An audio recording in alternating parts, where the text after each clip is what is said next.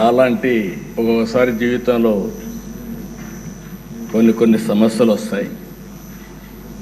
ఆ సమస్యల్ని ధైర్యంగా ఎదుర్కోవడం చాలా ముఖ్యం. తిరిగి ఆ కుర్చీలో కూర్చుంటే నిండుగా కనపడుస్తున్నారు. అందరూ కూడా ఆఫ్గా కొత్త కనపడుస్తారు, కానీ మీరైతే ఆ కుర్చీకి ఒక నిండుత్వాన్ని ఇచ్చారు. పంచకట్టు కూడా తెలుగు బిడ్డ పంచకట్టుతో వచ్చారు. చాలా సంతోషం.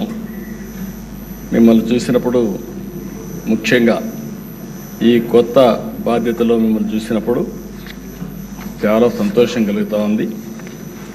మీరు తప్పకుండా మంచిగా రాణించాలని మనస్ఫూర్తిగా ఆకాంక్షిస్తున్నా. ఇక్కడుండే మెంబర్స్కి అందరికి కూడా ఒకసారి ఆలోచిస్తే వారి ప్రస్తావన కూడా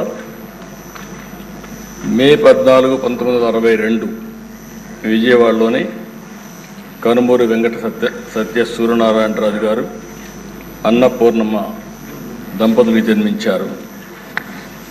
ఆయన ఒక పారిశ్రామికవేత్తగా, రాజకీయవేత్తగా గుర్తింపు తెచ్చుకున్నారు. రఘురామకృష్ణరాజు గారు విశాఖపట్నంలోని ఆంధ్ర విశ్వవిద్యాలయంలో పోస్ట్ గ్రాడ్యుయేషన్ చేశారు. డిస్టింక్షన్లో పాస్ అయ్యారు. అప్పటి నుంచి కూడా మీరు ఎక్కడ చూసినా ఉత్సాహంగా మెరిట్లోనే ఉన్నారు. ఆయన మొదటి నుంచి మెరిట్ స్టూడెంటు.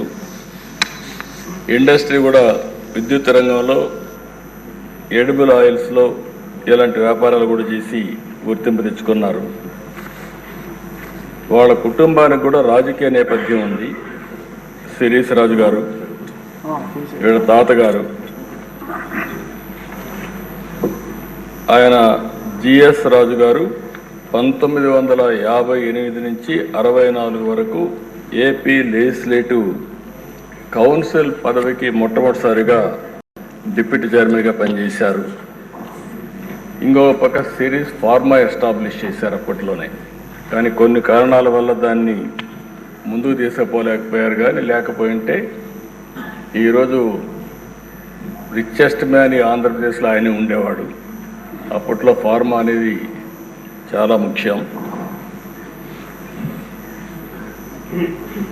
మన డిప్యూటీ స్పీకర్ గారు 19లో నర్సాపూర్ ఎంపీగా పోటీ చేసి గెలిచారు.